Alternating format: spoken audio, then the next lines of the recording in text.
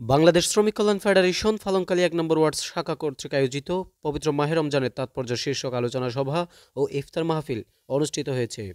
আজ বৃহস্পতিবার ২০শে মার্চ বালুখালী বাংলাদেশ জামায়াত ইসলামী কার্যালয়ে তা অনুষ্ঠিত হয়। বাংলাদেশ শ্রমিক কল্যাণ ফেডারেশন ১ নম্বর ওয়ার্ড শাখার সভাপতি আব্দুল মজিদের সভাপতিত্বে হাফেজ আব্দুর রশিদের কোরআন তেলাওয়াতের মধ্য দিয়ে শুরু হওয়া সভায় প্রধান অতিথি হিসেবে উপস্থিত ছিলেন বাংলাদেশ জামায়াত ইসলামী কক্সবাজার জেলা শাখার সমাজ কল্যাণ সম্পাদক অধ্যক্ষ নুরুল হোসেন সিদ্দিকী। প্রধান বক্তা হিসেবে উপস্থিত ছিলেন জেলা শ্রমিক কল্যাণ ফেডারেশনের অ্যাসিস্ট্যান্ট সেক্রেটারি মোহাম্মদ শাহজাহান।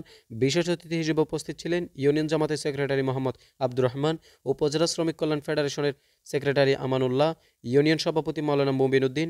উপস্থিত ছিলেন ১ নম্বর ওয়ার্ড জামাতের সভাপতি জনাব মোহাম্মদ শাহজাহান ও সেক্রেটারি জনাব আব্দুর রহিম, ইউনিয়ন শ্রমিক সহ সভাপতি জনাব নুরুল হাকিম, রাজাপালং ইউনিয়ন শ্রমিক সভাপতি জনাব মাওলানা সুলতান আহমদ, জামাত নেতা মাওলানা সেলিম, জাহেদ আলম, নুরুল আমিন ও শ্রমিক নেতা রোমান কবির সহ নেতৃবৃন্দরা উপস্থিত ছিলেন।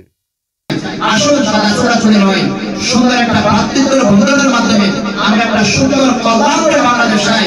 যে বাংলাদেশে তোমার অধিকার যেভাবে থাকবে, আমি আমার শ্রমিক হিসাবে আমার অধিকার ঠিক সেভাবে থাকবে। আমি তো সেটাই চেয়েছিলাম।